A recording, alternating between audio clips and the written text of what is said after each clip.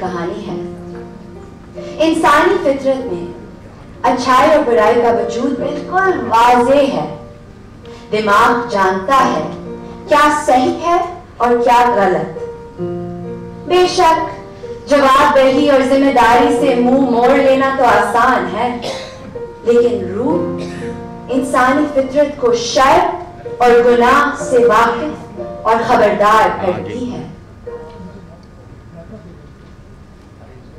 इंसान आप अपना गवाह है, अगरचे वो अज़्र व माज़रत पेश करता रहे।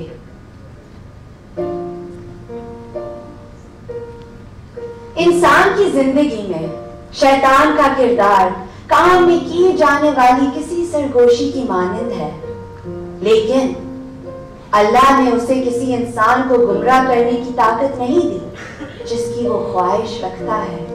ठीक है। शैतान तो सिर्फ सरगोशी करने के लिए आजाद है और उससे आगे वो और कुछ नहीं कर सकता, और क़यामत के दिन वो खुद उसका जिम्मेदार नहीं कहलाएगा। और हम पर और तुम पर हमारा कुछ काबू ना था, बल्कि तुम सरकश लोग थे।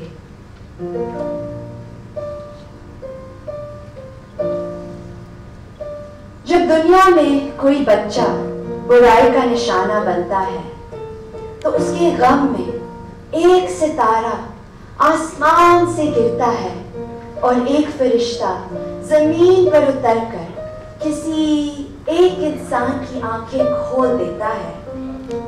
फरिश्तों को इस खास मकसद के लिए भेजा जाता है। ये मखसूस करम के हामिल लोगों का इंतखाब अल्लाह की तरफ से है। ये वसीला बन जाते हैं बतौर अल्लाह के सिपाही, फरिश्तों की रहनुमाई में खामोशी से इंसानियत की जंग लड़ते हैं।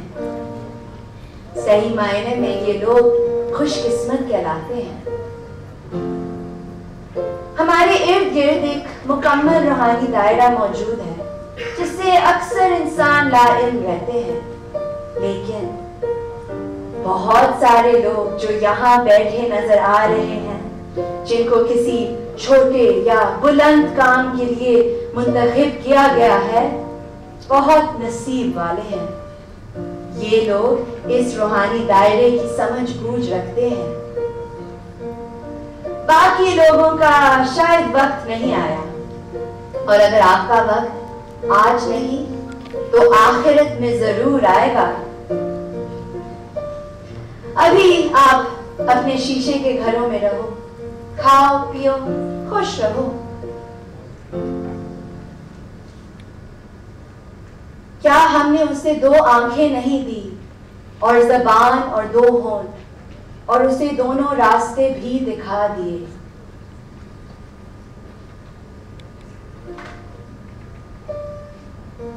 और जब अल्लाह आपसे पूछेगा कि मैंने तुम्हें 2 आंखें दी देखने के लिए, तो तुमने इस्तेमाल क्यों नहीं की?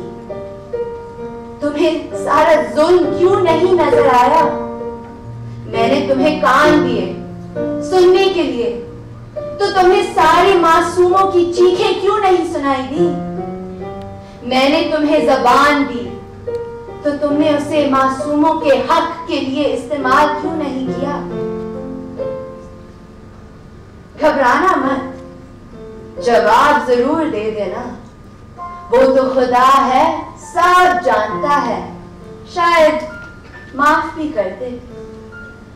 बस घबराना नहीं।